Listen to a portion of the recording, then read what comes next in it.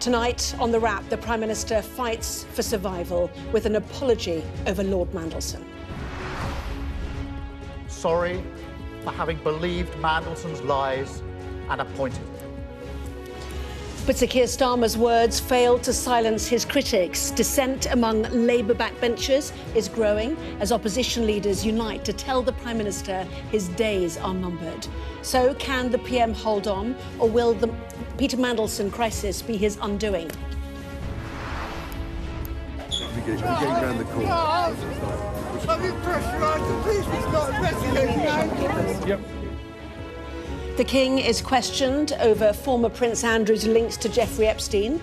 Was kicking Andrew out of Royal Lodge enough to keep the heat off the monarchy? Also tonight, it is the case gripping America, but police say they still have no leads in the hunt for the mother of TV star Savannah Guthrie, who's believed to have been kidnapped. Plus,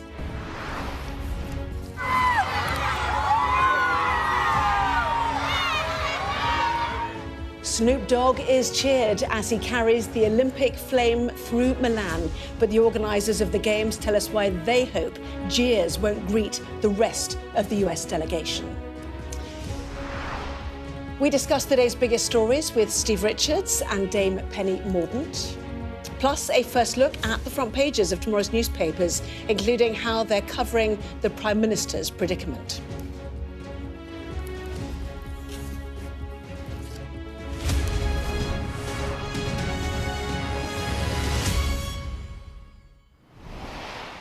Well, good evening to you. Penny, Steve, welcome to you as well. Today, of course, the Prime Minister said sorry for giving Lord Mandelson a job, despite his links to Jeffrey Epstein, but the vultures are still circling tonight. Penny, does it feel like the end game to you? I think this is the beginning of the end, and the best thing he's got going for him is that no one will want to take over at this juncture. They'll want to wait till the other side of the local elections. Steve?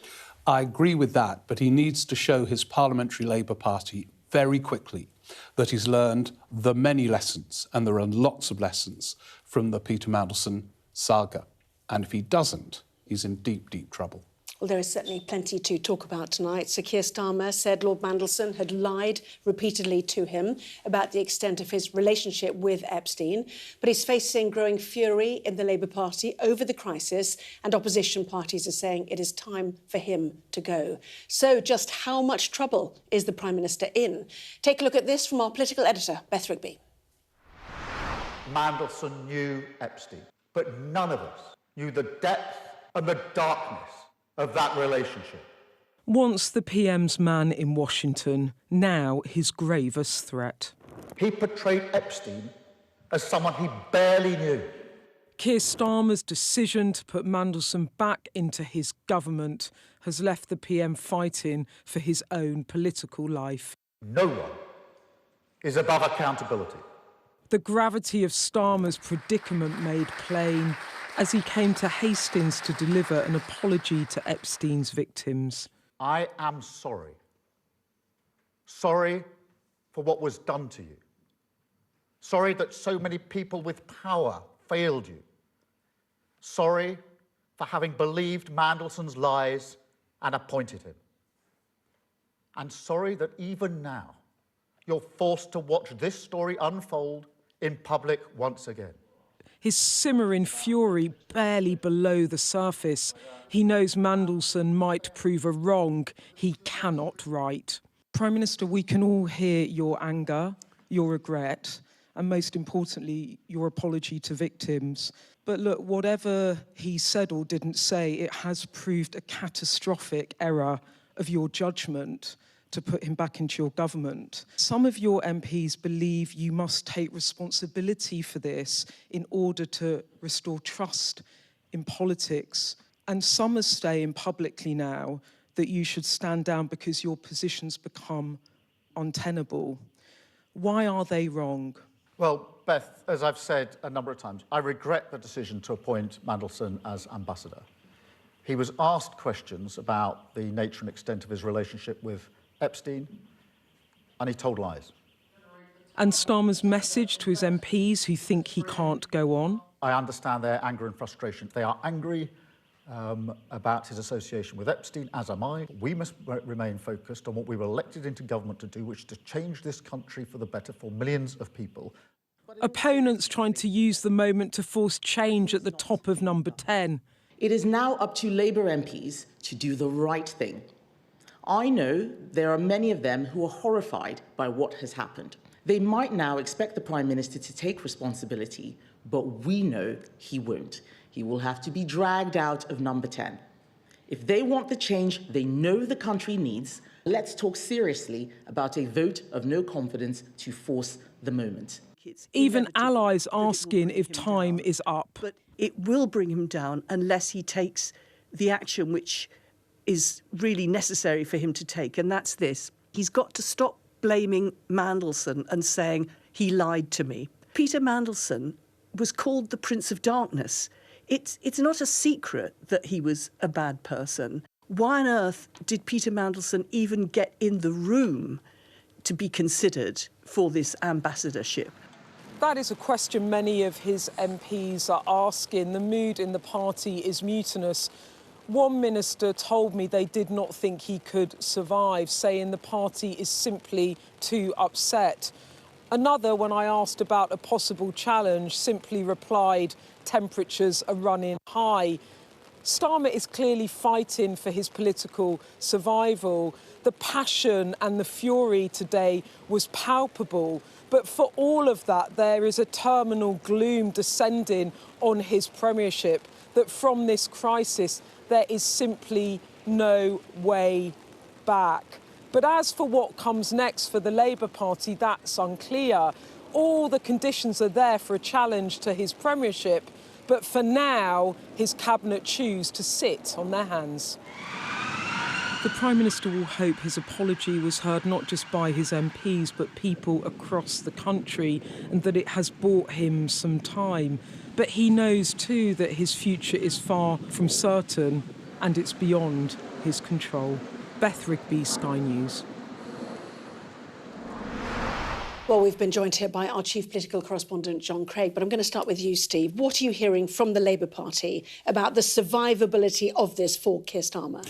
I think MPs are talking now relentlessly about his judgment and what that tells him about what tells them about his leadership more widely. So he is in a deeply fragile position at the moment. And it goes beyond the immediate appointment of Peter Mandelson as ambassador. It's quite clear now Peter Mandelson was having huge influence on Starmer's leadership via Morgan McSweeney and sometimes directly with Keir Starmer before the election and in the immediate aftermath. And so MPs are asking why. Here was this figure from the past. Starmer wasn't even an MP when Mandelson was at his New Labour peak. And he had the opportunity of sort of moving away from all of this. And yet it could be him brought down by Mandelson. You know, not Gordon Brown, not Tony Blair had to sack him twice. Him, who wasn't an MP throughout that whole saga. So there's a lot of stuff whirling around. But as Beth Rigby said, it's not at all clear at the moment who the alternative might be and what form any challenge would take. It's very difficult to get rid of a Labour Prime Minister. Interesting. Penny, I know you were there for the death throes of a number of Conservative leaders, Prime Ministers. Are you spotting the same signs? Well, I think that the Prime Minister is now fatally wounded, and I think that the story has moved from judgments around believing somebody and a vetting procedure to the heart of Keir Starmer's brand, which has been about ethics, justice, being a decent chap. And now people are starting to conclude that he did know what he was doing here, and he did it deliberately because he thought it would help him on a number of fronts. He didn't care what it would look like to the victims of Epstein and that appalling environment. And that, I think, is fatal for a Prime Minister that has put at the heart of his brand being decent. And I have to say, I think the British public are really angry about it. Well, John, we know about 100 Labour MPs roughly might have been asked to Chequers tonight. It was scheduled. Is a charm offensive, though, underway? And would the sacrificial lamb of the Chief of Staff, Morgan McSweeney, do him good at this point? Well, first of all, the Chequers charm offensive. This is, I think, the second or the third of these. The first one, by all accounts, didn't go down too well because it's claimed that the Prime Minister kicked them out when Arsenal came on the TV and they had to get the bus back.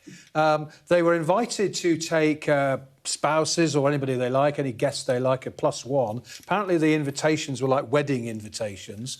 And I think I'm right in saying it came from... Nick, from Sir Keir and his wife, Lady Victoria. Well, we'll see. We'll find out how successful it was. Theresa May did this. You must remember this. She had Prosecco and canapé evenings, didn't she, at Chequers? And, of course, didn't do her any good. But, it's an old trick of Prime Ministers when they're in trouble, isn't it? Don't just invite the MPs. I invite their wives, husbands, because they love it. Especially Tory wives, don't they? Tory husbands. They haven't been invited tonight, John. No, I know, but no, but we were talking about prime ministers in trouble, and we've seen a few of those. I mean, Major was in trouble in the 90s. Eventually faced a challenge from John Redwood, but survived, although he lost the election badly. The other comparison that's been made this week is I interviewed Stephen Flynn, the SNP leader, yesterday, and he said this is Starmer's Profumo scandal. And other people have picked up on that line, and some MPs say, oh, it's worse than Profumo. It is terrible. I mean, I still can't get my head around the fact this guy's supposed to be a clever KC, and, he's so naive, he believes all this nonsense that Mandelson tells him. I mean, and he tried to prosecute him from the dispatch box on Wednesday, and that didn't go down well at all. That's Harriet Harman's advice that you played in that clip. He should listen to. It's not good enough. As if Mandelson, in an interview for the job he's dreamt for most of his life, was going to say, oh, yeah, I knew him really well. And by the way, I leaked all these emails. He was going to say what he said, but then you interrogate and scrutinise before making such a risky appointment. And that's the sort of micro issue. But there are wider issues about the role of Peter Mandelson in this whole leadership, as I was saying earlier. And these charm offensives, they're better than not doing them. It's better to have a constant dialogue with your MPs when they're restive. But as John was saying, it won't be decisive. These MPs, most of them are in marginal seats and will make a calculation like your about... my son is one of them, yeah, he's one of them. I think maybe he was there tonight, for all I know. I don't know. Can you message him? Yeah. Honestly, he doesn't tell me. I can assure you he doesn't tell me anything. And as you can tell, I retain total journalistic independence. But... that's not the issue, the charm offensive. It's calculations about what might happen in their seat. That's what did in the end for Margaret Thatcher in MPs said, we're going to lose, so we'll kill her, politically speaking. Yes. Politically speaking. Yeah. And so that in the end will determine everything. But the calculation is complicated when there isn't an opinion poll saying there's one superstar out there who you could put in and sort this all out. We'll talk more about this at 10:30, where some of the papers are quite interesting tonight, actually, so we'll look at that then. But I just want to bring up a chink of light for the Prime Minister tonight, which is on the Chagos Islands. Donald Trump seems to have come round, John, which is better news for an in-troubled Prime Minister, is it not? So what's happened? Grudgingly, though, I mean, the statement that came about 6 o'clock on the Truth Social, he talked about having had productive discussions with the PM. Now, we know they spoke on... Tuesday evening, and they spoke again today. But what he says about this military base is, I understand the deal the PM has made, according to many, is the best he could make. However, then there comes the threat from the Americans, basically send in the warships. If the lease deal sometime in the future ever falls apart, or anyone threatens or endangers US operations, I retain the right to militarily secure and reinforce the American presence. And the US ambassador here in the UK has basically said, well, the Labour government and previously the Tories, interesting he mentioned the Tories who started the negotiations, think this is a good deal, OK, we'll let them do it. But the Tories are saying tonight they're not giving up the fight. OK, well, that's it. I mean, this is completely your mastermind subject, isn't it? A self-confessed nerd on Chagos is how you described yourself when you came in. So, do you understand why the US is so upset about Diego Garcia, which is already involved in massing, military hardware for Iran? And is it the Tories' fault? Because this is a 10-year you know, So campaign, there would have been, isn't it? there's been over many years discussions on this, but the deal that they have done is not something that the Conservatives negotiated. They started it though, didn't they? They've had discussions around the legal issues around the base, but not 11 this rounds deal. of negotiations, Andrew Rossendale said in the Commons the other over night. many, many years, because it's been a live issue in the FCDO's in-tray. But this deal was not drafted by my party, and thank God it wasn't. It is the most insane treaty. It will curtail your ability to do military operations, full stop. You can't have control over the electromagnetic spectrum, which includes radio. You can't put maritime installations or sensors out there. You have to share your planning. You can't even choose the contractors that work on your base. It is insane. And it's the first time I have ever posted on Truth Social is tonight in response to the President's message. It is... We have got to stop this, and I'm so glad that Kemi is continuing the fight, because it will severely curtail our ability to undertake the operations we need to do. So can I ask you very quickly, because we want to pack a lot in, why is Keir Starmer so wedded to this? Is it because he's got his human rights lawyer, anti-colonial, post-Black Lives Matter head-on? Is that what's happening here? It's a very dark time for Starmer, but the fact that Trump is supporting it helps him considerably. Imagine if Trump was opposing it, he would have to do another... Kemi doesn't, Penny doesn't. No, but if Trump continued his line from a couple of weeks ago... And he said it was an act of great stupidity a couple of weeks ago. Exactly. He's now backing it, and that is reluctantly and grudgingly, huge help to Starmer in the politics of all of this. In terms of it, I think the combination of Lord Hermer, who was a former lawyer with Keir Starmer, Jonathan Powell and others convinced him that this was the only feasible route through. And they seem to be sticking to it. I don't know, Penny's a world expert on all the details, but they are clearly committed to it and would have to have stopped if Trump continued with his opposition from a fortnight ago. But when it all goes wrong, Trump won't take responsibility for the decision. It will be this Labour government, and we've got to do our best to stop it, because it will be very damaging to both the UK and Tories the US. are trying to block it in Parliament, aren't they? Yes, well... Defeats in the Lords. I mean, and they've had some success with forcing U-turns, so all power to Kemi, and I hope she does it. OK, we'll keep an eye on that, certainly. The Prime Minister's troubles making the front pages, as we discussed already. Tomorrow's Eye, for example, goes with this headline. They suggest that women in grey suits may be sent to number 10 to tell the PM to resign. As I said, taking a full look at the newspapers at 10:30. In the meantime, the pressure on the former Prince Andrew over his links to Jeffrey Epstein shows no sign of subsiding. And today it was his brother, the King, who bore the brunt of it. King Charles was questioned about Andrew by reporters and onlookers as he and the Queen carried out an engagement in Essex. A warning, this report from our royal correspondent Rhiannon Mills does contain some flash photography. In a crowd of hundreds, these voices would inevitably end up grabbing some of the attention. The Epstein investigation. Going round the corner. I've been pressurised. The police is not investigating. Neither getting any kind of response. Start there, 'cause it's easier to cut. The King, this time trying to pull attention back to the importance of pubs, has been in this position many times over the years. Scandals threatening to overshadow his engagements. His approach, as ever, don't answer and don't give the story further oxygen. And that, of course, will frustrate those who think the monarch should say more about Andrew and the Epstein files. When you talk to those in the palace, there is a sense that they're keen the public don't think they're completely burying their heads in the sand. Like the rest of us, they do keep watching those developments as they come thick and fast. And they keep pointing us back to the fact that last year they did say that they are thinking of the victims. In the end, though, it's up to Andrew and the lawyers that he's maybe talking to decide the next move. In some ways, the fact that Prince Edward was bounced into answering a question about it on his official trip to Dubai did them a favour. It's all really important always to remember the victims and who are the victims in all this. Again, publicly repeating the palace line from October that the King and Queen want the focus to be on the victims. The crowds in Dedham largely supportive of how the King has dealt with it all so far. I think it's important for them to keep out and do what they do, because that's what we recognise of the royal family, isn't it? And I think his brother is a separate entity to what they are, really, so he can't control that. Anything like that must be very difficult for any family, to be honest with you, but especially a person in his position.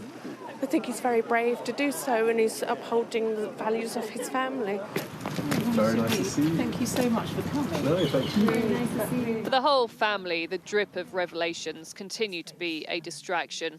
The Prince and Princess of Wales also just trying to get on with it all, meeting with the new Archbishop of Canterbury and the Aga Khan.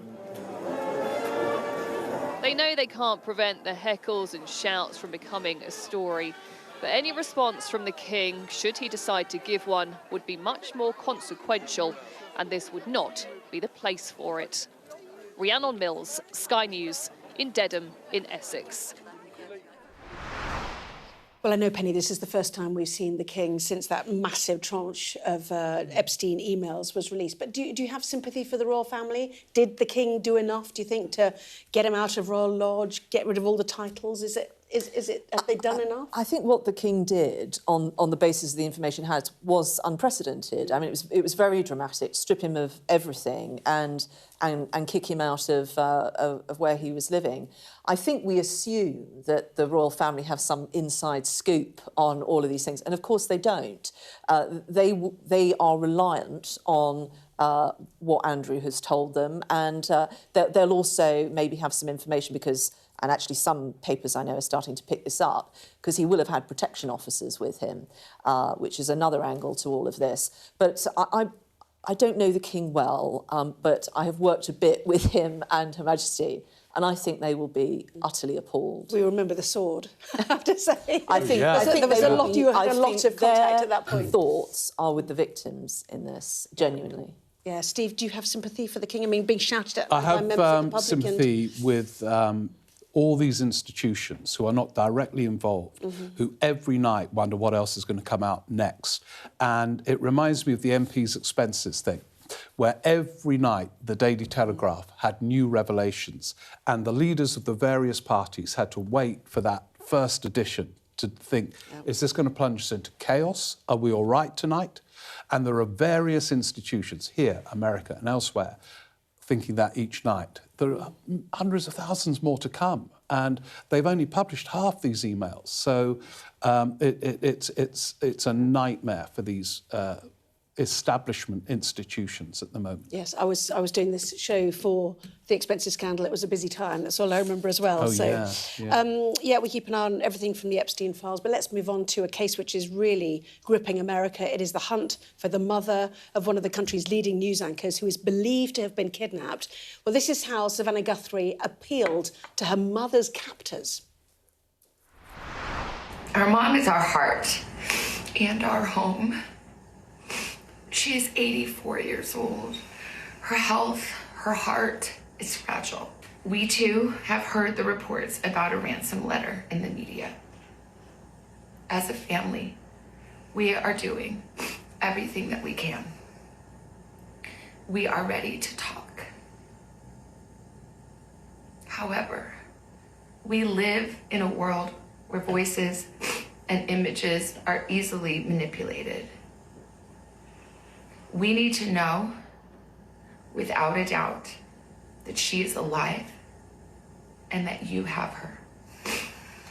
We want to hear from you, and we are ready to listen. Well, police in Arizona said tonight that they have no suspects as they try to track Nancy down. Right now, we believe Nancy is still out there. We want her home. The blood on the porch, that was one we did. It came back to Nancy. That's what we know. But to be clear, we have nobody of interest or any suspects that you would consider a prime suspect. We're just not there. We're not there yet. We don't know what's happened, obviously, but this is the fear of anyone in the spotlight, the potential, potential kidnap of a loved one. Savannah Guthrie, co-anchor of NBC's Today Show, a famous figure in America. just awful for the family having to ask for proof of life for your mum. I mean, just horrific. I mean, it is a very, very strange case, and I would imagine that over the next few days, much more is going to come to light as to who might be behind this, and maybe connections with the family. But you know, just wish them well and hope she's found safe. And there's reports of a ransom letter, but there's a lot of fake stuff out there. You just don't know what to believe at this really upsetting time. No, it's like the opening scenes of some terrible fictitious film, and I avoid seeing the films because they're so upsetting. And here it is in real life being played out, and so many unanswered questions. It's an unbearable story, and you know, more is going to come out quickly, it appears, but in what form, who knows? It's terrible. Absolutely. Well, let's see if we can get some of those answers. Our US correspondent, Martha Kellner, is following the case. She joins us from Arizona. And I know, Martha, you've been outside Nancy Guthrie's house. We're 5 days in since her disappearance. The start of this mystery, obviously, so distressing for her family, especially with new details tonight, Martha, confirming the blood that was found was indeed Nancy's. Yeah, I can't imagine what her family must be going through at the moment, given these new details. I'm actually right outside Nancy Guthrie's home at the moment. 5 days, as you say, since she disappeared from here. Detectives believe she was snatched from her bed in the middle of the night. I've been speaking to local people, some walking their dogs, other people cycling past, and they simply can't believe that 5 days into this search there is no suspect and no person of interest. But yet there are some new pieces of information being revealed by the police. The key one is that blood that was found on the porch, the entranceway to Nancy Guthrie's house, has now been tested and confirmed as being Nancy Guthrie's blood. So distressing, of course, for her family. Police have also revealed the most detailed timeline yet of her disappearance, the late hours of Saturday evening into Sunday morning, including the fact that a doorbell camera outside this house was disconnected. There was one point where her pacemaker loses contact with the pacemaker app on her phone. So those are two things that police are looking into. But a key line of inquiry is these ransom notes. There have been 3 ransom notes so far. One of those police are taking very seriously because of the details inside the ransom note. Reference to an Apple Watch, reference to a floodlight. They believe that the people or author or authors behind those ransom notes could have details of Nancy Guthrie's kidnapping of this case. But this obviously is an evolving situation. I expect we'll hear more nuggets of information in the coming hours and days, but certainly pressure on the police because as the days tick by, fears for 85-year-old Nancy Guthrie grow more grave. Well, I know you'll keep us abreast of any developments. For the moment, Martha, thank you very much indeed. Very, very distressing for the family, certainly.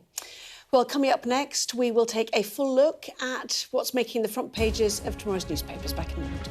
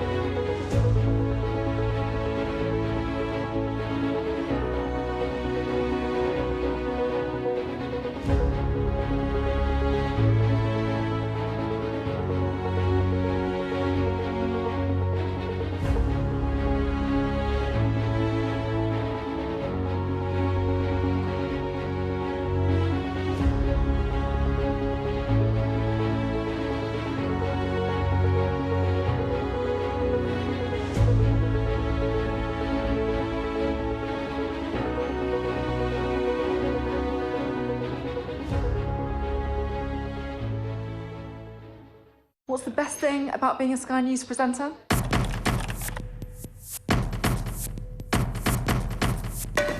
We've done the work and the reading, so you don't have to. Being a Sky News presenter. Hello and welcome. Westminster, the heart of British politics. I'm so sorry about what happened to you. So what on earth is going on? It's not true. Can I tell you what I think? It's really unusual. Mornings with Richard and Frost. Let's crack on. Let's get started. Well, time now to see what is making the front pages of tomorrow's newspapers. Let's kick off and see the Daily Mail, which hears that Angela Rayner is ready to launch her leadership battle as MPs warn the Prime Minister that his premiership is hanging by a thread over the Epstein scandal. A spokesperson for Ms Rayner has told us tonight we don't recognise those claims. But she might have to wait until the investigation into her tax affairs is resolved. That is the front page story for The Telegraph. PM battles for survival. That's the front page of the Metro. Keir and present danger splashes the Mirror, also characterising the PM situation as a battle for survival. The Times quotes Harriet Harman, a former Labour deputy leader, talking to Beth Rigby on Sky News' Electoral Dysfunction podcast, calling him gullible and weak over Mandelson.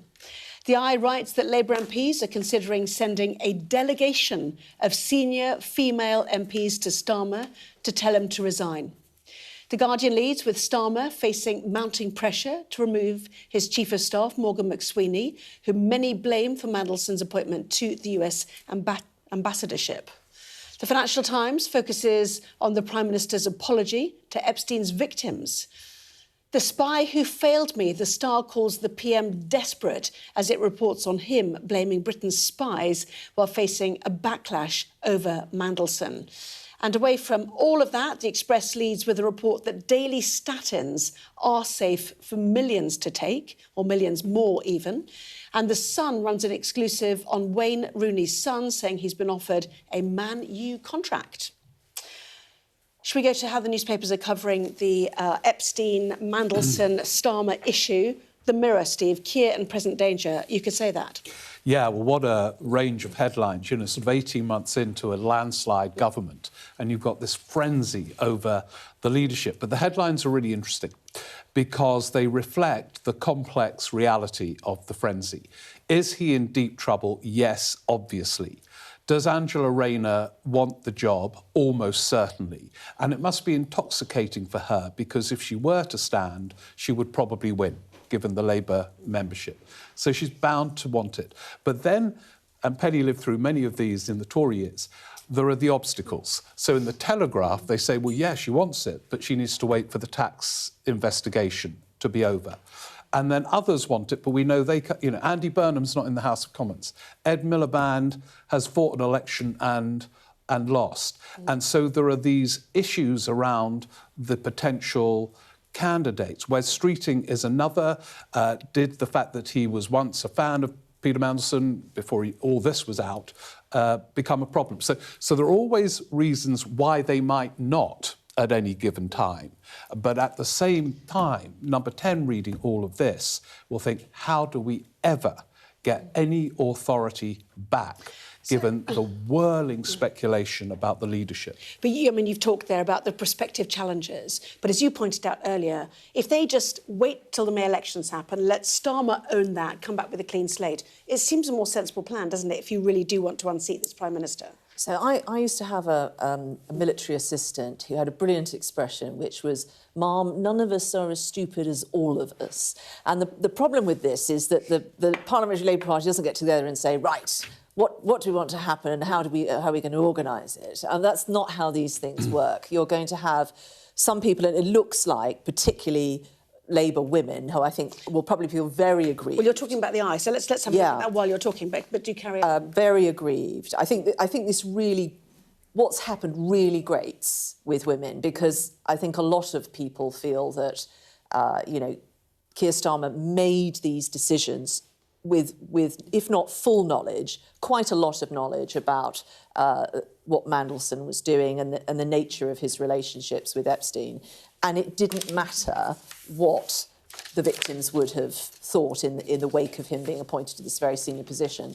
So I think you're going to have some people who just want the Prime Minister gone, and then you're going to have the various other camps who will have views about what is the optimal moment for them.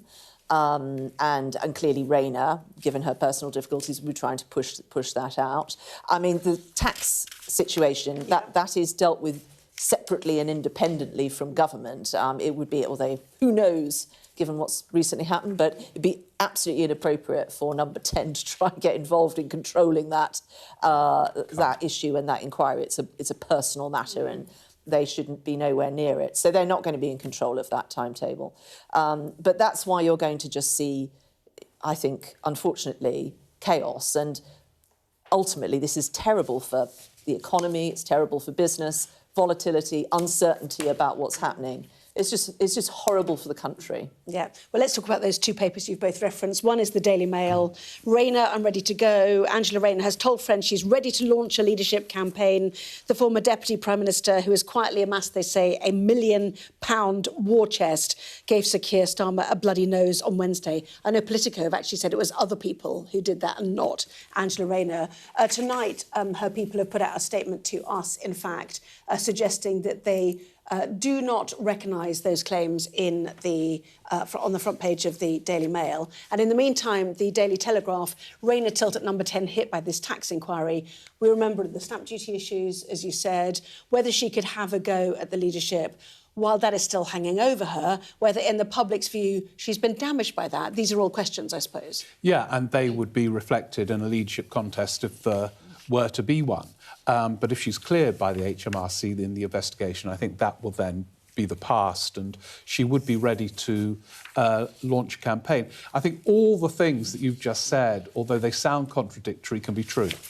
In that I can imagine Angela Rayner's team absolutely stepping back from the Daily Mail front page, because they're not going around now saying they're ready to go if they're not yet. It'd be silly. That doesn't mean they're not getting ready to go at some point. You can prepare for these things in case the moment comes and then you're ready. And I think she is increasingly of the view she will stand. Well, can I ask you about the Eye, just quickly? Who are the women in grey suits? I know you're waiting for the inside page 8, but would Angela Rayner be amongst them, or would no, she? I don't think it would take that form of her being part of a group. She would be the candidate for a group. And remember, there have to be 80 MPs putting someone forward. Well, certainly the papers have suggested she has already got 80 backers. Oh, she would get 80. If she wants it, she would get 80 backers. She would, in effect, be the soft left candidate, and the soft left have become, ironically, more muscular as attempts to neuter them have failed. So she would be, at this point, she looks as if she would be the soft left candidate, assuming the timing works for her. With this tax investigation. So I'm not quite sure. We'd have to wait for the inside page for that. But it's a reference to, with the Tory battles, there always used to be the men in grey suits who were meant to go and tell a Prime Minister. I mean, they literally quote Margaret Thatcher being undone by the men in grey suits in 1990. So the equivalent. Now, the men in grey suits with Thatcher and on other occasions have always been cabinet ministers. And that's the key to all of this. If the cabinet turn to Starmer and say, you've got to go, that's what happened, in effect, with Boris Johnson, didn't it? He just couldn't form a cabinet. It's over. But I don't think we're at that point yet. We might get to it, maybe after the May elections, but not yet. So can I ask about the overall politics then of the UK? If you end up with a soft left candidate, what would that do for the Conservatives and indeed Reform? For example, you might have a Prime Minister who doesn't want to do any welfare changes, who would like more taxation and higher expenditure. You know, is that... Do they have to be careful what they wish for, or does that get them the clear blue water ahead of the next election, which might help the right? So a year ago, I would have said, that you would have a point there, but actually, what's happened under Starmer, who is slightly more towards the centre than some of the potential runners and riders, is that he can't get his MPs to deliver the programme that him and the Chancellor have set out. You've seen the U-turns on welfare reform, for example. And that is because they didn't have a manifesto of any depth. So they didn't their MPs' hands in the blood, and therefore they're in, and they don't see why they are obliged to vote for tough stuff. So actually, the Prime Minister, even if he comes up with things the country needs and, you know, to control expenditure and so forth, he can't get his guys to vote for it. So it matters actually perhaps less. I did notice Kemi Badenoch today sort of rubbing her hands with glee at the prospect of facing Rayner across the dispatch box. But as I said before, going back to this is not good for the country. And I think people want some stability. We've had enough volatility, I think. Delivered by the Conservatives. Yeah, I mean, I speak of what I know. You know, it's we go five prime ministers in 5 years. It's not a good idea. Do you feel traumatised by that experience? By the way, I think it was very bad for the country, particularly at this time. We've got technological change moving at rapid pace. We've got you know, a White House which is pretty volatile. People want some steadiness. Business doesn't invest if there's massive turbulence. We've got to focus on the economy. We've got to focus on the issues that the country really need us to. And all of this is, I'm afraid, a distraction to that. But sometimes in politics, these impossible dilemmas arise. So the Conservatives couldn't stick with Boris Johnson with all the revelations they came up. They couldn't stick with Liz Truss for all the reasons that we know. And yet people didn't like it when they got rid of prime ministers. So what do you do? And obviously Keir Starmer is saying what we need is stability. The last thing people want is a leadership contest. And that is probably true. But at the same time, for Labour MPs wondering how long this can continue, they obviously contemplate a leadership contest, as your party did when they decided to get rid of Johnson, etc., etc. And so on we go. Well, we've talked about the critical May elections. The grind of politics continues. It's in the Telegraph. I don't know if you've... There we go. This one. Johnson, the PM, is behaving like a dictator over delaying these local elections because, of course, they've got reform. You should have waited for the reform to let the local elections happen, is the argument, I suppose. Yeah, but the problem is the reforms they're putting in are, A, very complex, and B, they're getting a lot of people within the Labour Party saying, what are you doing with these local election reforms? So I think the delays are not because they're scared of getting slaughtered, because, to be honest, there will be enough taking place in May where the headlines are going to be about a Labour slaughter. It is genuinely about other reasons, one of them being whether they should have set out on this course in the first place. Some of their people are saying they shouldn't have done. Let's go to the Metro, shall we? A nicely underwritten first paragraph. The risk of nuclear war is higher as this pact ends, the last remaining nuclear arms pact between Russia and the United States. I know Barack Obama's been saying, come on, guys, you know, get a grip of it. Trump has also spoken on this tonight. But, you know, what do you make of the fact they've let this run its course, effectively? Yes, I mean, this is a big problem, actually. It is one of those issues which hasn't received the attention it ought to.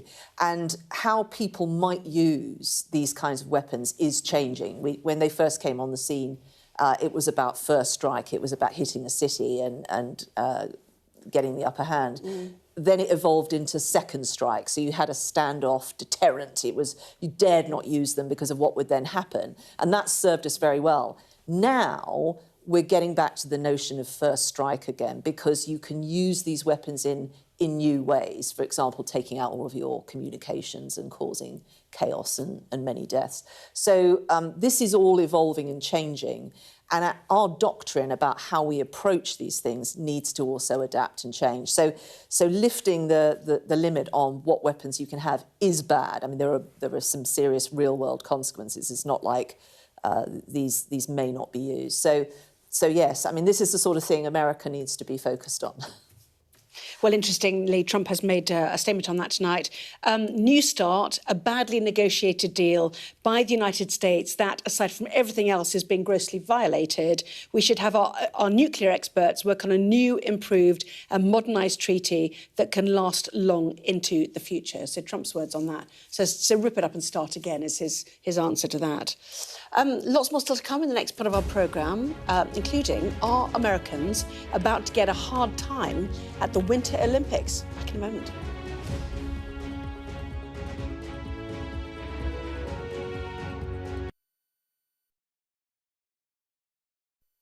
Sky News has been given exclusive data showing every Palestinian who has been killed in Gaza since the war began. Our analysis of this pattern in the killings suggests that entire families were wiped out in their homes or shelters.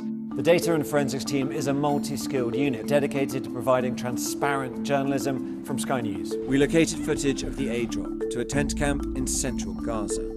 These airdrops are falling in extremely populated areas. We combine traditional reporting with advanced analysis of satellite imagery, social media, and other open source information. Now, this is just one of the strikes and incidents we've been able to geolocate across Gaza. Sky News has found Nazi speeches and marching music have been used as background sound on tens of thousands of TikTok videos as far-right groups try and spread their message.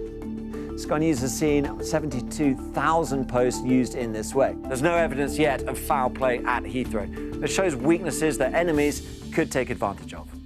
Elon Musk says it is, quote, a viper's nest of radical left Marxists who hate America. Supporters say it saves lives and projects American power and influence. I think we would generally be called far-right, sure. It's called Return to the Land, and they invited me in. A lot of people are going to be, why are you making Nazi references? Right. Well, why wouldn't I? Its founder says he is building a fortress for the white race. It's a racial association. I kind of want to ask you, after seeing this, do you think what we're doing is immoral? We followed a social media trail that led us to Bristol, where a confrontation between protesters erupted into a full-scale riot. Here it really is pitched battle skirmishes, hurling missiles, throwing punches. I'm Tom Cheshire, Sky's data and forensics correspondent. There's a fresh look to your news from 10 on Sky News. It's a new show called The Wrap, every night of the week. We'll still bring you the day's biggest stories, but with more lively debate, more in-depth commentary, and more of what you need to know. Plus a look at what's making tomorrow's headlines. The Wrap. Everything wrapped up for you from 10 on Sky News. What's the best thing about being a Sky News journalist? Who's funnier? Being a Sky News journalist. A special edition of The World with me, Yalda Hakim. Pakistan has the right to respond. You're like, what? Historic day here today. Congratulations, this is a huge moment. But what happens now? The best thing about being a Sky News journalist? They call him the king of the jungle. Being a Sky News journalist. Yusra Al-Baghir has this report. And this is what's left of it. As a woman of colour, how did the Harris campaign speak to you? People risk their lives to speak to us for this report. Mr. Zuma, Sky News. We're trying to see as much as we can. Now, are Americans about to get a hard time at the Winter Olympics? There have already been protests in the host city, Milan, over the US deciding to send immigration enforcement agents, ICE agents, to help protect its delegation. Well, we've been asking the IOC boss about it. Take a look at this then from our sports correspondent, Rob Harris. These are the snowy scenes organisers want the Winter Olympics to be focused on.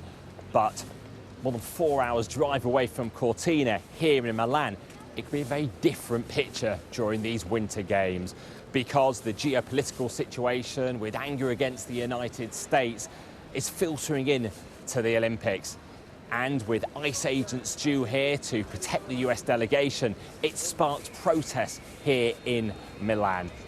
Coming just weeks after agents from the Immigration and Customs Enforcement killed 2 US citizens protesting against ICE.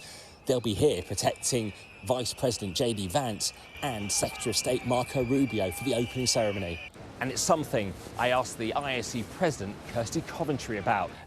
Would you see it as free speech and understand it if Americans were jeered in the opening ceremony, or do you have a message for them to be respected?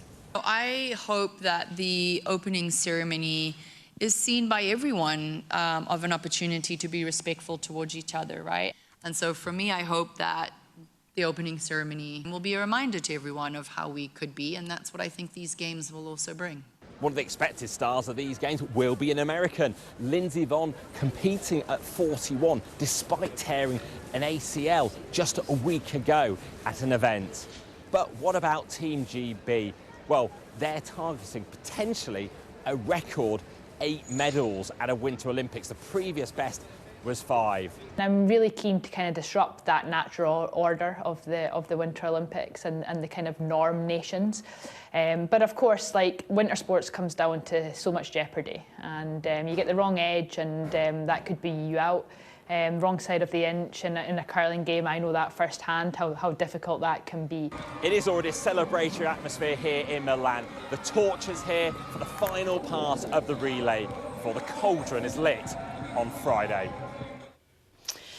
Yes, Rob Harris there. So why do the Americans have to send ice agents? Isn't that unnecessarily inflammatory? Well, I have a theory on this, because when ice was bolstered, they offered a premium to people joining it.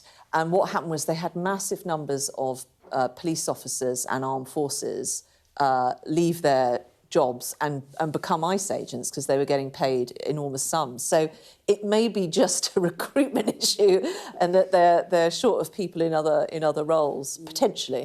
Yeah, I'm speculating. Yeah. No, well, I mean, I like it as a theory, but I mean, it shows that this story and Minneapolis and everything that's happened in other states as well, what cut through it's had, that the protests have gone all the way to Italy. Yeah, I mean, Olympic Games are always political. If a Eurovision Song Contest is, the Olympics really are. And so all the issues whirling around are somehow reflected one way or another. And ice now is such a symbol of a kind of, well, people see it as this sort of dictatorial agency of a transformed, frightening America. And therefore, if they go to the Winter Olympics, there are going to be protests and everything. So, yeah, it is, I think, an inevitable part of a sort of sporting event now. It would have been something else if it hadn't been this. Yes, I hope they're not booed. I'm reminded, just watching that, of Billy Fisk, who was an American bob slayer, who was one of the few US pilots killed in 1940. And if you go, his grave is near Chichester, and if you go there, it's draped in American flags. The US bobsleigh team went and paid their tributes there. And I think we just got to remember that the special relationship is not just our Prime Minister and the President. It's much deeper than that. So please don't boot the athletes, is what I would say. OK, well, actually, there's a sort of a conflagration of stories on the Mac cartoon in the Telegraph, if we take a look. Hurtling downwards, they say, seconds from disaster, with no means of control. I'd hate to be Keir Starmer. So talking about bobsledders. Never misses. I don't know which one that is. That might be that tea tray thing they do, mightn't it? Stay there. The luge, that's the one.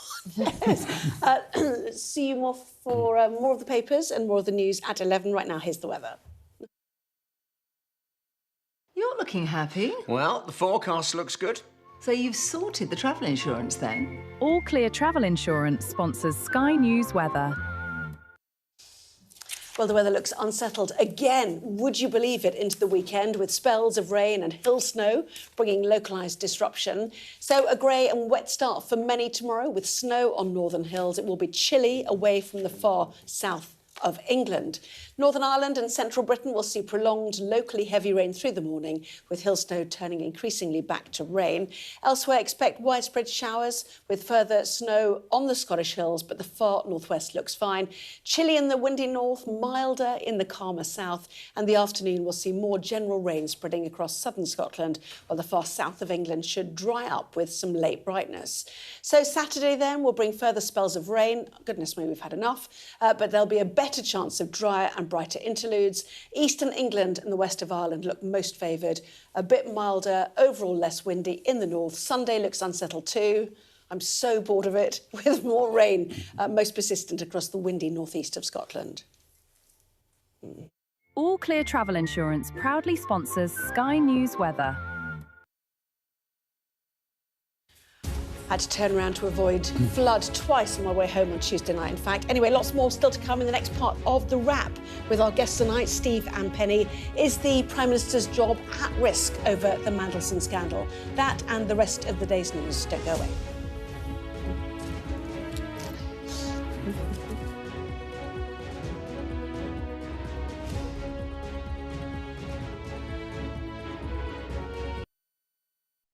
The best thing about being a Sky News journalist? I'm going to take you behind the scenes here for Election Night Live. They have gone up and up. Being a Sky News journalist. Ed Conway, Sky News, is anyone going to talk to us?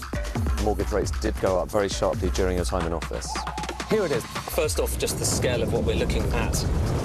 Our data shows it's been happening.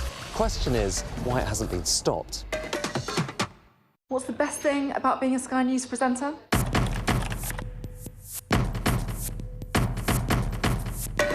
We've done the work and the reading, so you don't have to. Being a Sky News presenter.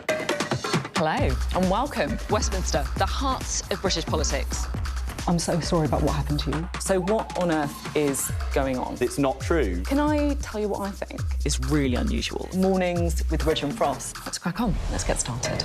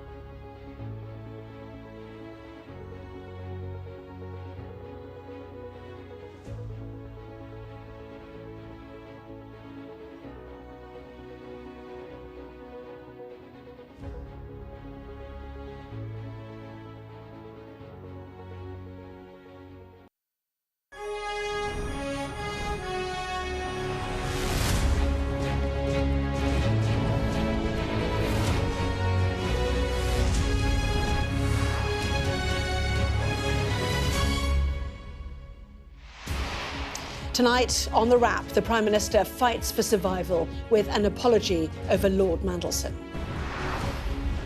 Sorry for having believed Mandelson's lies and appointed him. But Sir Keir Starmer's words failed to silence his critics. Dissent among Labour backbenchers is growing as opposition leaders unite to tell the Prime Minister his days are numbered. So can the PM hold on, or will the Mandelson crisis be his undoing? We're getting around the corner. The King is questioned over former Prince Andrew's links to Jeffrey Epstein. Was kicking Andrew out of Royal Lodge enough to keep the heat off the monarchy? We go undercover in Cambodia to expose these cyber scammers still using torture to force people to target online victims around the world. Plus, you should see the state of the cricket ball. Ben Stokes jokes about getting a shiner. Well, we discuss the day's biggest stories with Steve Richards and Dame Penny Mordaunt. Plus, a first look at the front pages of tomorrow's newspapers, including how they are covering the Prime Minister's predicament.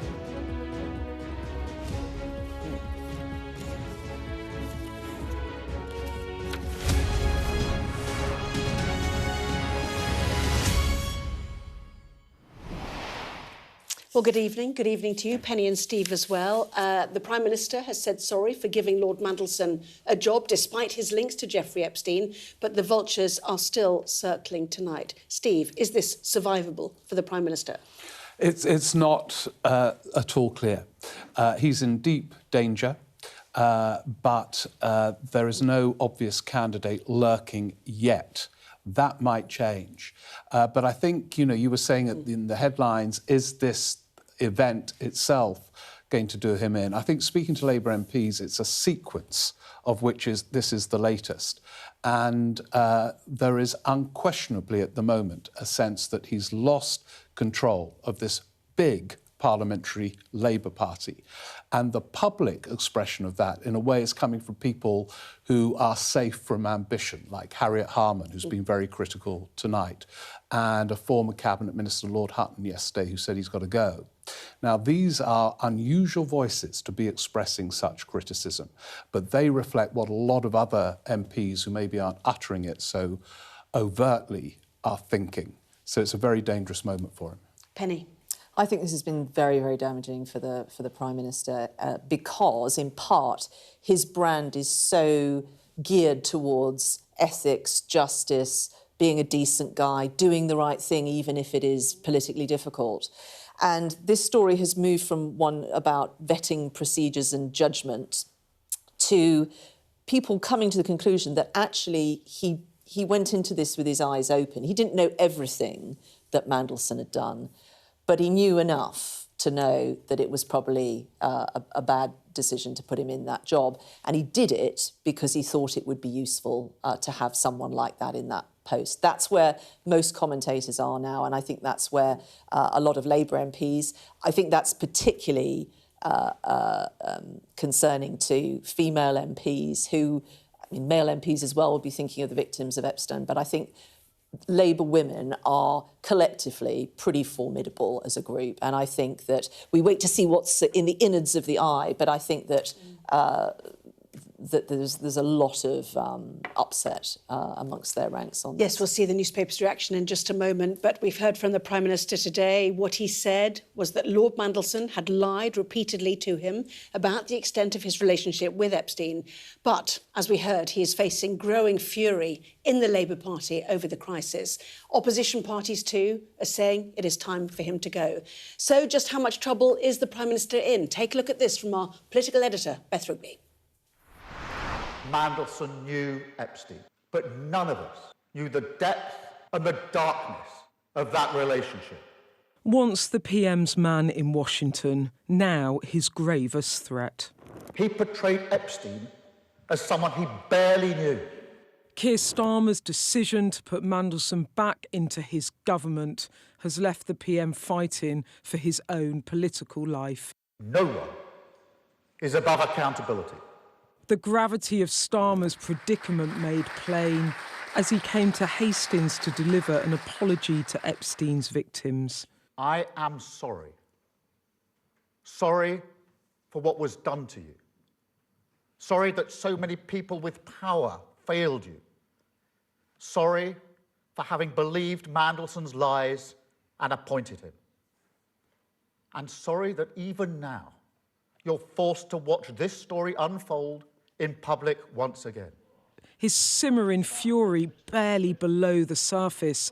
He knows Mandelson might prove a wrong he cannot right. Prime Minister, we can all hear your anger, your regret, and most importantly, your apology to victims. But look, whatever he said or didn't say, it has proved a catastrophic error of your judgment to put him back into your government. Some of your MPs believe you must take responsibility for this in order to restore trust in politics. And some are saying publicly now that you should stand down because your positions become untenable. Why are they wrong? Well, Beth, as I've said a number of times, I regret the decision to appoint Mandelson as ambassador. He was asked questions about the nature and extent of his relationship with Epstein, and he told lies. And Starmer's message to his MPs who think he can't go on? I understand their anger and frustration. They are angry about his association with Epstein, as am I. We must remain focused on what we were elected into government to do, which is to change this country for the better for millions of people. Opponents trying to use the moment to force change at the top of number 10. It is now up to Labour MPs to do the right thing. I know there are many of them who are horrified by what has happened. They might now expect the Prime Minister to take responsibility, but we know he won't. He will have to be dragged out of number 10. If they want the change they know the country needs, let's talk seriously about a vote of no confidence to force the moment. Even allies asking if time is up. But it will bring him down unless he takes the action which is really necessary for him to take, and that's this. He's got to stop blaming Mandelson and saying, he lied to me. Peter Mandelson was called the Prince of Darkness. It's not a secret that he was a bad person. Why on earth did Peter Mandelson even get in the room to be considered for this ambassadorship? That is a question many of his MPs are asking. The mood in the party is mutinous. One minister told me they did not think he could survive, saying the party is simply too upset. Another, when I asked about a possible challenge, simply replied, temperatures are running high. Starmer is clearly fighting for his political survival. The passion and the fury today was palpable. But for all of that, there is a terminal gloom descending on his premiership, that from this crisis, there is simply no way back. But as for what comes next for the Labour Party, that's unclear. All the conditions are there for a challenge to his premiership, but for now, his cabinet choose to sit on their hands. The Prime Minister will hope his apology was heard not just by his MPs, but people across the country, and that it has bought him some time. But he knows too that his future is far from certain, and it's beyond his control. Beth Rigby, Sky News. Well, let's assess just how serious it is right now for the Prime Minister. The Eye, for example, Steve, suggesting that Labour women in grey suits may be sent into number 10 to tell the Prime Minister to resign. We don't know who they are, obviously, but can you see a scenario where that might happen? Well, something like that would have to happen to trigger this leadership contest, because what do we know in the current situation? Keir Starmer's not going to go voluntarily. He is resilient, and we could see that in that speech he gave this morning. So if they want to trigger a contest, something will have to happen. Now, Labour women in grey suits is meant to be the equivalent of the Tory men in grey suits used to tell prime ministers their time was up. But in reality, I think, you know, if it's going to happen in that kind of way, it would have to be cabinet ministers in this era who go and say it. Now, maybe some of the women in grey suits are cabinet ministers. It's not clear from the headline. But when you've got a former cabinet minister, former deputy leader of the Labour Party, Harriet Harman, being critical of the judgments in this whole period and warning, and I think this is important in what's to come, because I think what number 10 hope is, whenever all these emails and documents are published, it will show that Mandelson lied to them, because this is what they are saying but I mean, now. Just going on that, you know, Sir Keir Starmer said he wanted to have these documents released. It's almost like he's drowning, but the life raft is locked up, and the life raft is the documents to show he was being lied to. Yeah, but is is it enough of a life raft in this sense? See, what Harriet Harman was saying is, stop using that as an excuse and say, look, we're going to learn from this. It's about judgments. Because, you know, Mandelson was applying for a job. He wasn't going to tell them candidly about this relationship, which has been so shocking, what we've learned since. So that in itself is not really enough of a justification, I think. And what she's saying is, look, this whole... What does this tell us about your leadership and what you've got to do to save it? And if you step back just 10 seconds from the immediate drama, here is a Prime Minister who wasn't an MP in the Mandelson era, and yet turned to Mandelson and people from that era for huge amounts of influence in the build-up to the last election and beyond, maybe via his Chief of Staff, Morgan McSweeney, who was very close to Peter Mandelson. You know, he had the freedom and space to develop his own project, but chose to go back in time. Yeah. And I think that's a kind of deeper issue in all of this. I'm going to jump to the Financial Times because they quote Labour's Lord Maurice Glassman, who a year ago warned Number 10, he said, that it was making a mistake by appointing Mandelson. In a memo sent to Starmer's Chief of Staff, Morgan McSweeney, Glassman sent the memo, which has been seen by the Financial Times, after attending Donald Trump's inauguration. He said all sorts of people were coming up to him saying, why are you appointing this man? So do you think, you know, if you'd been in this situation, you just wouldn't have gone near Lord Mandelson? No, I mean, and I said at the time, in fact, I think I said, I'm not sure how this will end, but I know it will end badly. Because it was a whole raft of other issues that made it a peculiar appointment. Things that Mandelson had said about the president, the optics of his closeness to the EU. It made the job harder than it needed to be. So it was even without all of this and the relationship with Epstein, it was quite an odd appointment for reasons that you've just outlined. But I think Harriet Harman absolutely got it right. The apology that the Prime Minister gave this morning did not address where the media were in the room. This is about him now having made this judgment because he thought it was a good idea, and he knew enough about the activities that Mandelson had undertaken to know that he was a bad man. He didn't know the full extent, but he knew that he was going to operate in a particular way. And the Prime Minister appears to have been very happy for him to be that way.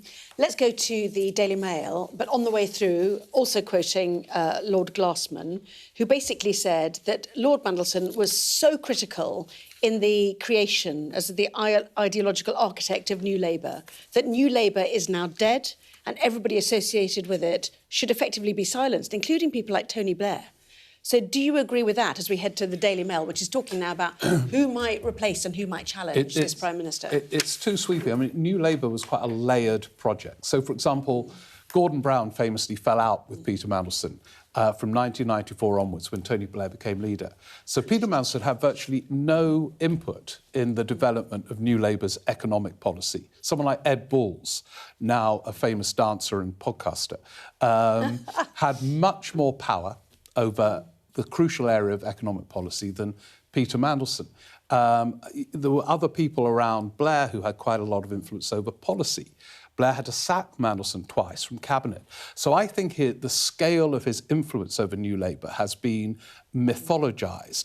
But where I think Maurice Glassman is right is, I suspect now, you know, until very recently, there were lots of people in Labour saying, yeah, I'm a Blairite. You know, that's a lot of Tories say it. Michael Gove used to say, oh, I'm a Blairite, basically. Well, Glassman was saying that actually informed the whole of the Cameron coalition, and, you know, Cameron's politics was of that ilk, New Labour-esque, effectively. It was. People in the Cameron era used to say to me, we go around with New Labour memoirs as our kind of guide. And what Maurice Glassman is pointing to, a consensus between, say, the likes of David Cameron, George Osborne, Tony Blair, Peter Mandelson, was a problem and not a solution. And that, I think, he is right in a way, because politics has got to be about constant challenges from the different sides. Whereas, oh, yeah, we all agree on everything. But, you know, there were other layers to New Labour, but it's an interesting assessment from Glassman. And just on the Daily Mail article, Angela Rayner's team suggesting they do not recognise this story, that she's ready to go with £1 million war chest, etc. So she's putting that out there tonight, that she doesn't recognise that. But we'll see what happens, certainly, on that. And full look at the newspapers, too, for you at past. Well, let's stay with Epstein issues, shall we? Because the pressure on the former Prince Andrew over his links to Jeffrey Epstein shows no sign of subsiding. Today it was his brother, the King, who bore the brunt of it. King Charles was questioned about Andrew by reporters and indeed by onlookers as he and the Queen carried out an engagement in Essex. A warning, this report from our royal correspondent Rhiannon Mills does contain some flash photography. In a crowd of hundreds, these voices would inevitably end up grabbing some of the attention. The Epstein investigation.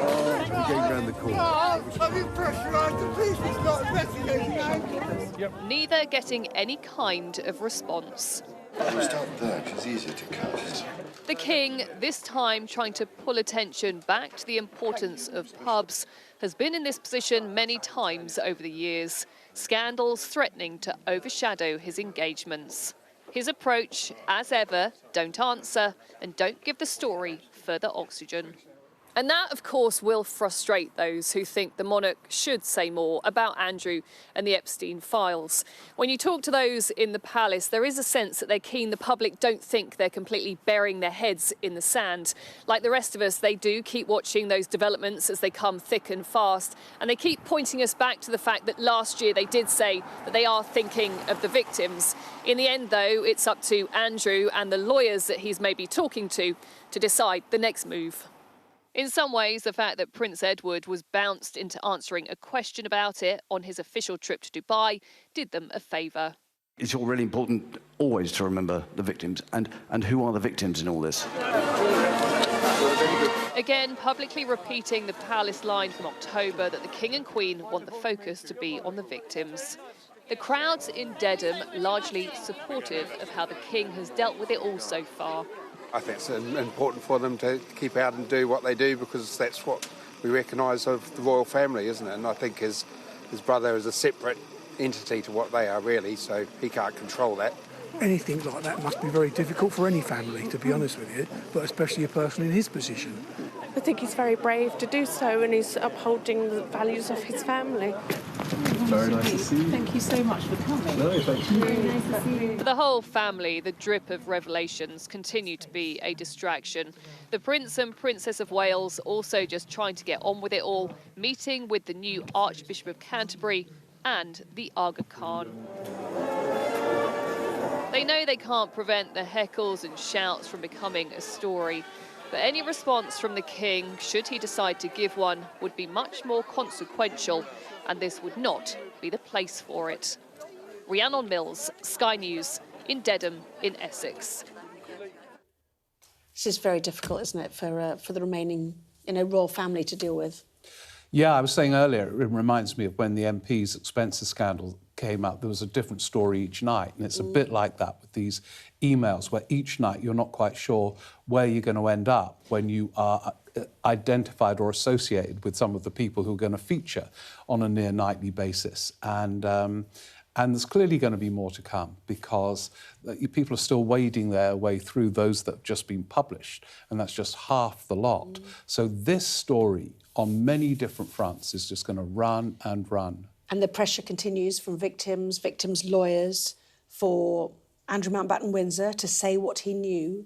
Do you see that pressure continuing to grow? Yes, I do, and I think that if there's any prospect of him coming through this, it can only be with cooperation with law enforcement. I mean, we tend to think the royal family get, early warning about these sorts. They will have had no idea about the stuff that is now coming out. And I think the King, he can't send him to the Tower. He can't compel him as a private citizen to go and cooperate with investigations. I think he's at the limit of what he can do. But I think that, bluntly, Andrew owes the public, doing the right thing. And I know that Their Majesties, their thoughts are, first and foremost, are with the victims, and they want justice for them. OK. Well, next up here on The Wrap, we go into the nerve centre of a massive scamming operation in Cambodia, targeting people around the world.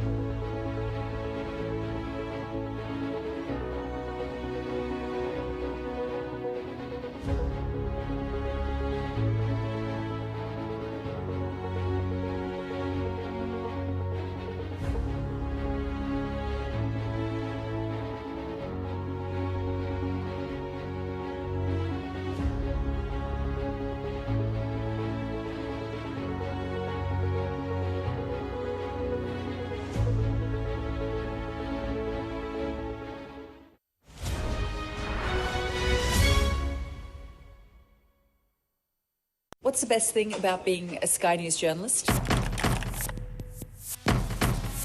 Who's funnier? Being a Sky News journalist. A special edition of The World with me, Yalda Hakim. Pakistan has the right to respond. You're like, what? Historic day here today. Congratulations, this is a huge moment. But what happens now? The best thing about being a Sky News journalist? They call him the king of the jungle. Being a Sky News journalist. Yusra Al-Baghir has this report. And this is what's left of it. As a woman of colour, how did the Harris campaign speak to you? People risk their lives to speak to us for this report. Mr. Zuma, Sky News. We're trying to see as much as we can. The best thing about being a Sky News journalist? I'm going to take you behind the scenes here for Election Night Live. They have gone up and up. Being a Sky News journalist. Ed Conway, Sky News, is anyone going to talk to us? Mortgage rates did go up very sharply during your time in office. Here it is. First off, just the scale of what we're looking at. Our data shows it's been happening. Question is why it hasn't been stopped. Now, it's rare to speak to anyone these days who hasn't experienced some form of scamming, either targeting them or someone they know. Sky News' Asia correspondent Cordelia Lynch went undercover in Cambodia, seen as a scammer's paradise, and was even offered a job. Here's her report. We've been undercover in a scam centre in Cambodia. Do you think that will be what? A multi-billion-dollar industry built on human trafficking and forced labour. The Cambodian government, accused of enabling it, is now cracking down. But we found scams still operating in Sihanoukville, a major hub for cyber fraud. On the Telegram messaging app, we pose as wannabe scammers. In just minutes, we're invited for an interview.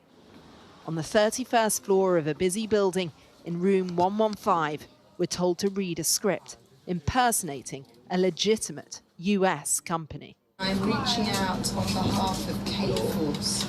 I'm contacting you to recommend a remote remote job opportunity.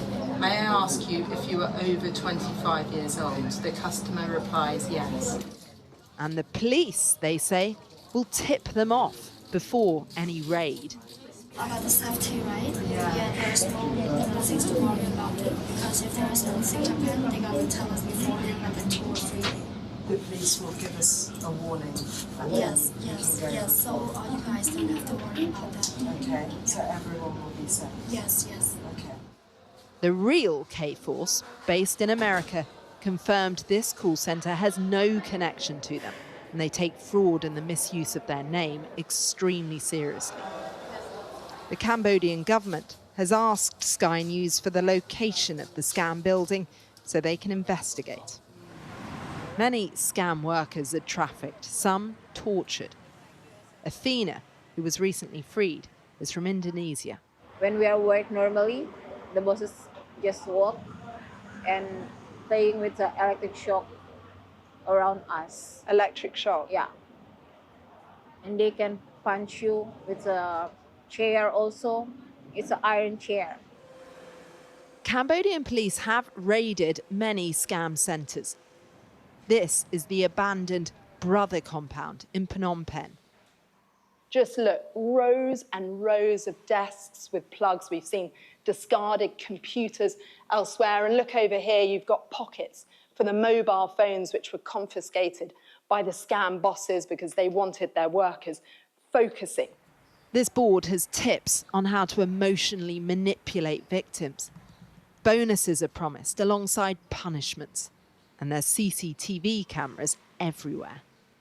In a statement to Sky News, Cambodia's Minister of Information said the royal government of Cambodia rejects claims that it's failing trafficking victims or tolerating abuse linked to scam compounds.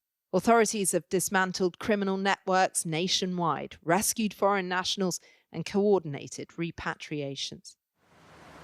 But the government has also been accused of profiting from scams and turning a blind eye to slavery and trafficking.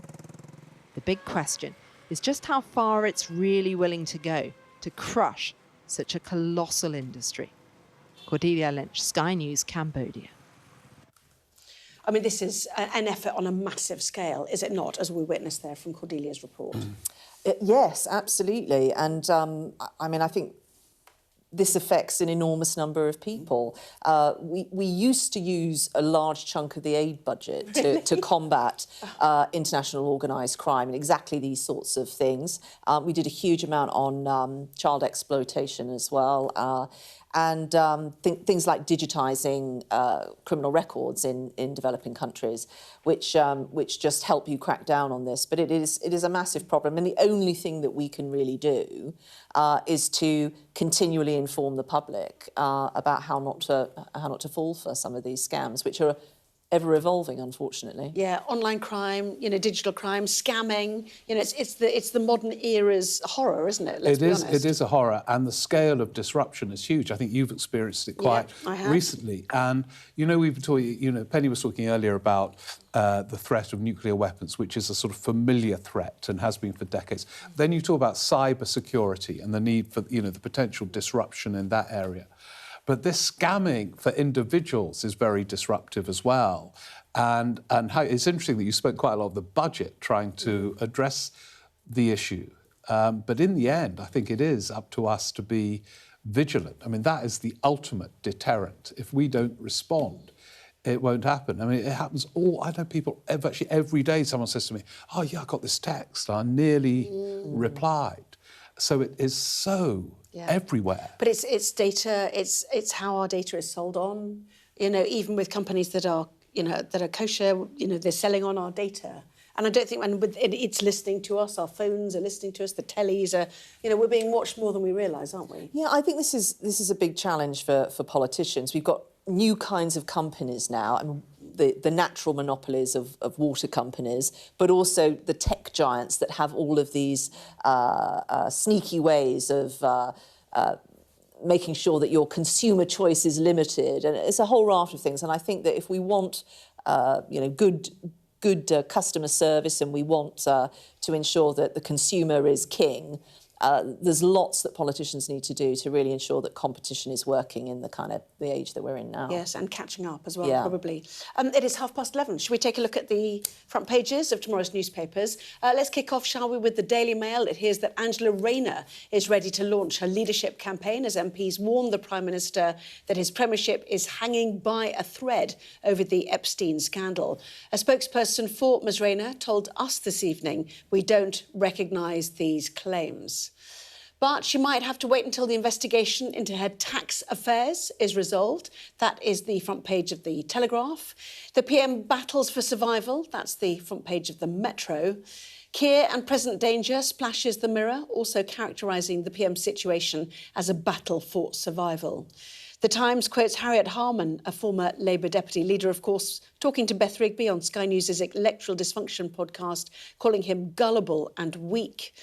The Eye writes that Labour MPs are considering sending a delegation of senior female MPs to Starmer to tell him to resign. The Guardian leads with Starmer facing mounting pressure to remove his Chief of Staff, Morgan McSweeney, who many blame for Mandelson's appointment to the US ambassadorship. Financial Times focusing on the Prime Minister's apology to Epstein's victims. The spy who failed me. The Star calls the PM desperate as it reports on him blaming Britain's spies while facing a backlash over the Mandelson affair. Well, away from that, the Express leads with a report that daily statins are safe for millions more to take. And the Sun runs an exclusive, they say, on Wayne Rooney's son, saying that he's been offered a contract with Man U. So let us delve inside the newspapers, shall we, including a chink of light, you might say, for Keir Starmer, which is that Trump has softened his position on the Chagos Island deal, which no doubt you are not happy about, the fact that Trump's beginning to warm to it. No, and I'm very pleased that the Conservatives are saying they're going to carry on the fight against this. I mean, if it goes through, at some point in the not-too-distant future, when we cannot run the military operations we want from that base, and it's very clear in the treaty we cannot do that. Why? Because so it goes into gratuitous detail. You can't choose who you employ. You can't put installations or sensors in the water. You lose control of the electromagnetic spectrum, so that includes radio and a raft of other things in terms of having to share information. So if you want to run operations, everything you need to do that, you are not in control of. And it's eye-opening when you read it, because it goes into this detail. And that's why I just don't understand how any minister that has read that could ever sign it. So, but when it does go totally pear-shaped, it won't be President Trump saying, "Oh, you know, sorry about that." Yeah. He will say, "You idiots." That is what he will say. This should be really worrying. And the thing that gives me a bit of hope is that Kemi has managed to put enough pressure on to get U-turns on all sorts of other things. I'm glad she's not giving up on this, because we have to stop this. It is seriously damaging to our ability to carry out operations in a very important part of the world. Well, Trump has acquiesced tonight, saying, "I understand it's the best they could do, but if it goes pear-shaped, as you said, I reserve the right to take over Diego Garcia," which is an important airbase, is it not? Yeah. And it's part of the panoply of military hardware putting pressure on Iran right now. Yeah, my understanding is it's the exact opposite of what Penny says, but I don't know all the details. But my understanding is that, you know, in the negotiations with Jonathan Powell, his Starmer's security advisor, etc., they formed the view that this was the only way in which any secure future could be established with that base. And when you think about it, they must think that. I mean, why else would they sign up to it? Well, maybe there is a sort of an anti-colonialism about this, that actually the Chagosians were removed from the islands, and actually they've been campaigning for years on that, and actually there's a sort of a giving back element to this. Well, but in atoning for our, to quote the colonial wrongs of the past, we are enabling China's colonial future. This is a disaster for our military operations and the United States. And amidst all the pressure he's under on all these other fronts we're talking about, Keir Starmer, in a phone call this week, has obviously convinced Trump, who originally supported it, then went against it. Act of stupidity, we remember, yeah. Act of stupidity 2 weeks ago, to back it. So in terms of the politics, that is hugely significant. If Trump continued with his line from 2 weeks ago, there would have been a U-turn. They could only do this with US support. They've got it. And so I suspect there won't be a U-turn. Well, let's see. It's Kemi Badenoch and Republican senators that are leading the charge on this, and I pray that they are successful. Let's go inside the paper, shall we? This is the Daily Mirror, and certainly Sir Keir Starmer is saying to Labour MPs, if you carry on with this division, it only hands power to reform. This is the news that Nigel Farage has enlisted the Axe TV talk show host Jeremy Kyle to teach, as the paper puts it, bungling reform candidates how to speak to the media. It's absolutely, Reform at the moment are projecting themselves as an alternative government. And I can tell you some of the people, Farage is a brilliant media performer on the whole. Most of the others are hopeless and they need media training. Whether this is the right person to do it, I don't know. But here's an example of what you have to do when you run a party. You can't do it as a one-person show in British politics. And some of these people, I saw the launch of one of the election campaigns of Reform. The leader of this particular part of it was hopeless at the media. And I don't blame this person. He's never done it before. And so it's one example of many of the tests that Reform will have in this world of competitive build-up to a general election. They need other media performers. Now, whether this guy can do it is another question. He's famous, as we know, for lie detector tests. And I think the notion of introducing lie detector tests for politicians is quite an interesting one. In the meantime, despair at Westminster at the repairs for the building. Renovation of the Palace of Westminster will cost every taxpayer more than £1,000 and take 60 years to finish if MPs refuse to leave while it takes place. Should they leave? No. So this story makes me just sigh. The two important things to bear in mind here. First of all, there is firstly a cost of doing nothing. I mean, if you go into the Palace of Westminster, bits are dropping off it. You may be hit by falling masonry. So just keeping the building kind of not killing tourists is costing a lot of... No, well, and tourists, but both very important for the economy. Especially the tourists. So there's a cost. This is expensive. It's this World Heritage Site. But the other thing is that you can't at this stage say when you are going to move out and what the costs are of doing that, because it is so far ahead and they haven't actually done work to work that out. And this is where people have got themselves into trouble. You need to take a much more pragmatic approach to this as a rolling programme of maintenance to this building. Parliament has got itself in a right mess with legislation that locks it into being able to do one thing or another. This is nuts. And when I was Leader of the Commons, I tried to sort of get this to a more sensible place and had cross-party support for it. And it's unravelled, unfortunately. But this is basically a group of people that think you have to move out, lobbying for a solution that the work to arrive at has not been done yet. It's nuts. So don't panic, public, is what I say. Anything, Steve? No? It is a bizarre place. You do... Some bits of it are beautiful and some are modern. But Penny's right. Some of it, you walk along and think, blimey, if that falls off, I'm dead. In this great centre of democratic, debate. Bits of it are really falling apart, aren't they? Now, maybe people don't need to move out, but it needs to be sorted. Be pragmatic. Yes, OK. Well, lots more from the papers coming up, including about statins, whether you should take them or not. Back in a moment.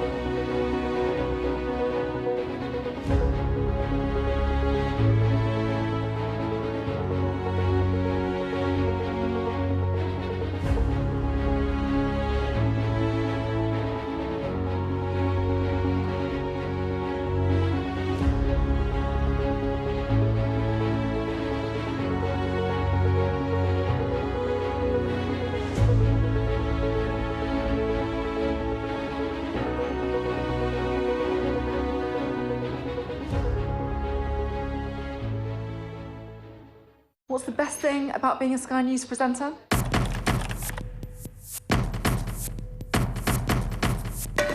We've done the work and the reading, so you don't have to.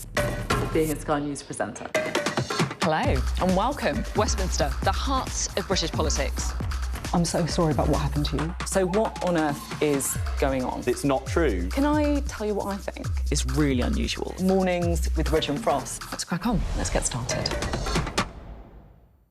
We are continuing our closer look at what is making tomorrow's newspapers. We're going to delve straight to the Daily Express now, which is about statins. And the paper saying that daily statins are safe for millions more to take, and they don't cause most of the side effects ascribed to them. So, Penny, do we have a little bit of detail about this? Well, this is very good news indeed, and it actually seems to be quite a large study, so good solid evidence. And there will be many people that could benefit from statins, extremely cheap, not expensive, but will have been dissuaded because of the potential side effects that have been associated with them.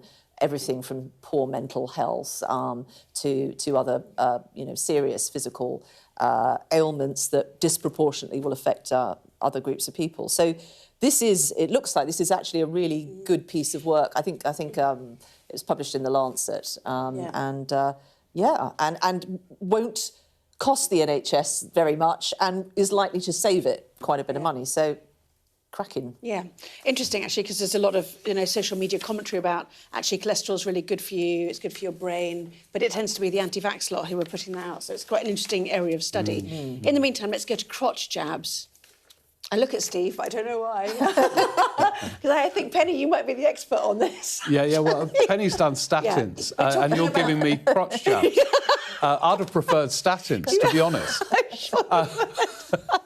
Anyway, we're talking about the Winter Olympics and we're talking about ski jumping, aren't we? And actually, this actually did come up in a news conference today. Anyway, yeah. So I'm clearly the go-to person for all things medical. So basically, there's a very strict set of rules about your ski suit, and there's a sort of formula worked out. Anyway, one of the aspects of that is a measurement which is taken from the lowest point of someone's genitalia, and if you can sort of get an extra couple of centimetres on there and a bit more fabric so you can glide, this might equate to nearly 6 metres in a jump. My view on this is if anyone goes through that and has, it's hydrochloric acid or something that's in, if you're doing that into your genitals, you should be on the podium. A medal should be awarded. I was told... looking at thinking, how many offices of state have you held? You're telling me. You spoke with as much authority on that as when we were doing the nuclear arms global situation. And but I thought you had to have one of these to qualify for this programme. So, no. Should we talk about Wuthering Heights? It's me, Cathy, front page of the Daily Telegraph. Glittering, I have to say today. Margot Robbie at the British premiere of Wuthering Heights in Leicester Square in London. The Australian actress plays Cathy Earnshaw in this new adaptation of the 1847 Emily Bronte novel. And look at her there. I think we've got a few words from her as well. Let's have a listen. She always thinks of the audience when she makes a film and writes a script, like what is going to give the maximum, emotional impact for the audience? How is it going to be most entertaining for them? As opposed to maybe letting it be a more cerebral kind of exploration. It's more of like something coming from your gut, your heart. Well, Em is an actor herself, so she knows what it's like to be going into a performance. So she gives us this 2-week rehearsal space, which you don't often get on movies. So, Emerald builds that as a director. And what's she like as a director? Because seeing this, the third film now, every time it's such a unique production, every single one that she creates. What's it like as an actor having someone like her being at the helm of a film like this? I don't use this word lightly, but I find her a genius. Why? Watch the movie. Yes, both stars Australian. Jacob Elordi there, 28 years old Australian actor, Margot Robbie as well, praising their British director, Emerald Fennell, with this intoxicating love story. It's supposed to be an extremely passionate displaying of it. She says, thinking of the previous story. Yeah. But anyway, might you go and see it, or is it quite good this time by a British actress? I'm more likely to see this than I am Melania. But I think it's great. There's lots of Brits involved, and it's a great showcase for our creative industries. And I think the other nice thing about this is it tends to get people to go and read the book. Yes. Which is a remarkable book. One line from you? Apparently it's had kind of mixed reviews, like Hamnet has. So I'd be very interested to go along and see it. I really liked Hamnet, thinking I'd be walking out of it. Oh. So I'll go to this thinking I'll be walking out of it. Maybe I'll love it. You know, who knows? Who knows? Anyway, what an interesting array of stories to finish our programme tonight. Steve Richards and Penny Mordaunt, real pleasure. Thank you both very much indeed. Thank you. Well, we have the sport next, how France got off to a perfect start in their defence of the Six Nations against Ireland in Paris, unusually on a Thursday night, of course. Back in a moment.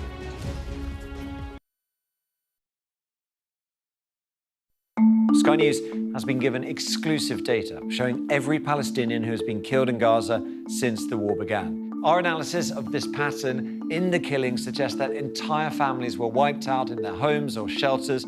The data and forensics team is a multi-skilled unit dedicated to providing transparent journalism from Sky News. We located footage of the aid drop to a tent camp in central Gaza.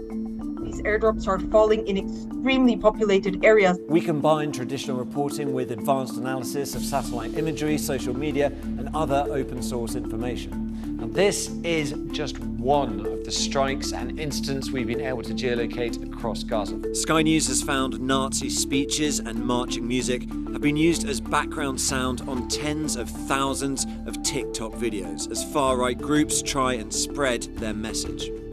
Sky News has seen 72,000 posts used in this way. There's no evidence yet of foul play at Heathrow. It shows weaknesses that enemies could take advantage of. Elon Musk says it is, quote, a viper's nest of radical left Marxists who hate America. Supporters say it saves lives and projects American power and influence.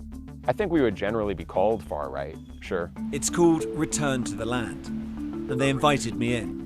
A lot of people are going to be, why are you making Nazi references? Right. Well, why wouldn't I? Its founder says he is building a fortress for the white race. It's a racial association. I kind of want to ask you, after seeing this, do you think what we're doing is immoral? We followed a social media trail that led us to Bristol, where a confrontation between protesters erupted into a full-scale riot.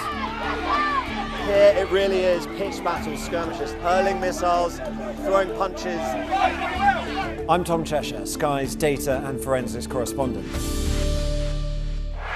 There's a fresh look to your news from 10 on Sky News.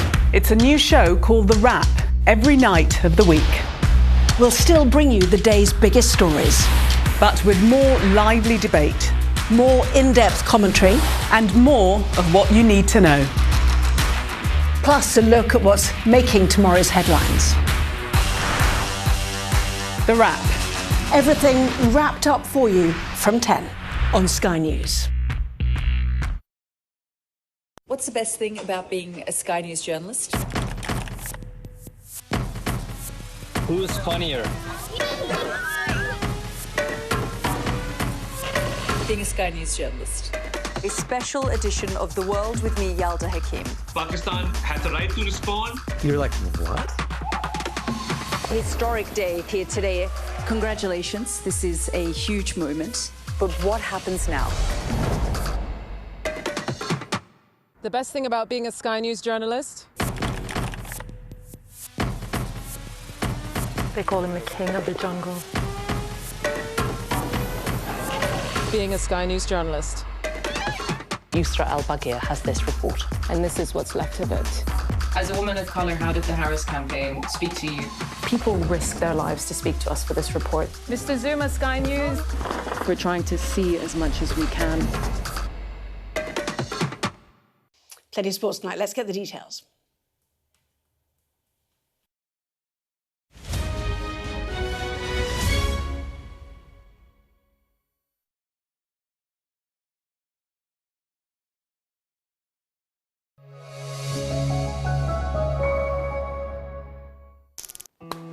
Perfect, thank you very much.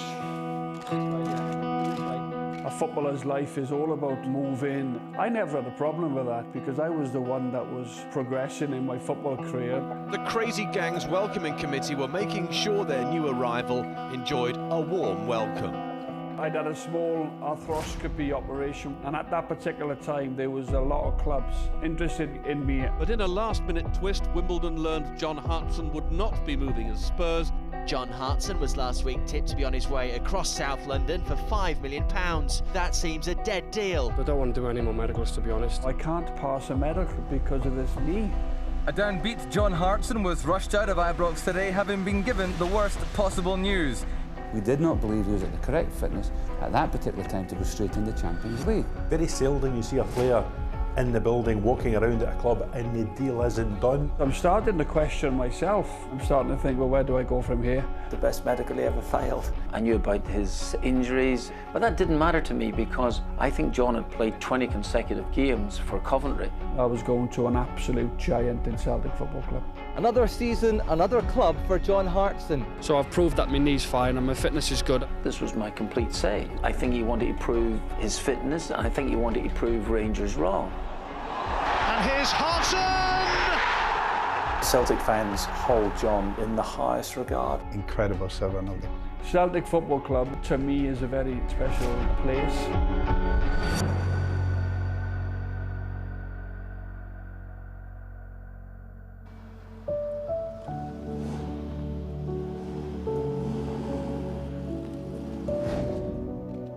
These are the two strikers that have grabbed George Graham's eye, and at quite a cost. John Hartson, the teenager, arrives at Highbury in return for a cheque to the tune of £2.5 million.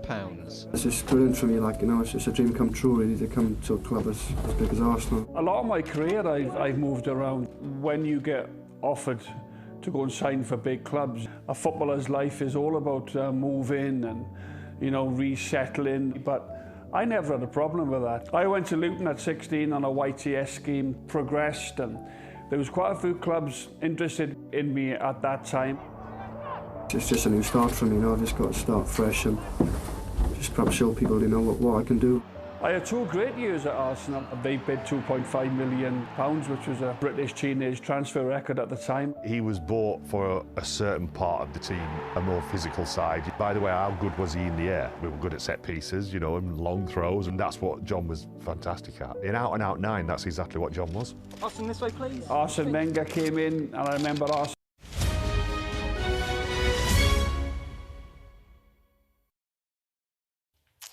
Mike, thank you for that. Well, let's take a look at the weather now. Dinner under the stars tonight? That reminds me of our travel insurance. You mean All Clear Skies? All Clear Travel Insurance sponsors Sky News Weather. Well, I'm afraid to say the weather looks unsettled into the weekend with spells of rain and hill snow bringing localised disruption. So a grey and wet start for many tomorrow with snow on northern hills. It will be chilly away from the far south of England. Northern Ireland and central Britain will see prolonged locally heavy rain through the morning with hill snow turning increasingly back to rain. Elsewhere, expect widespread showers with further snow on the Scottish hills. All Clear Travel Insurance proudly sponsors Sky News Weather. Well, that was the wrap this Thursday evening. Thanks so much for watching. We'll have all the top stories coming up for you here on Sky News with the Midnight News. See you soon.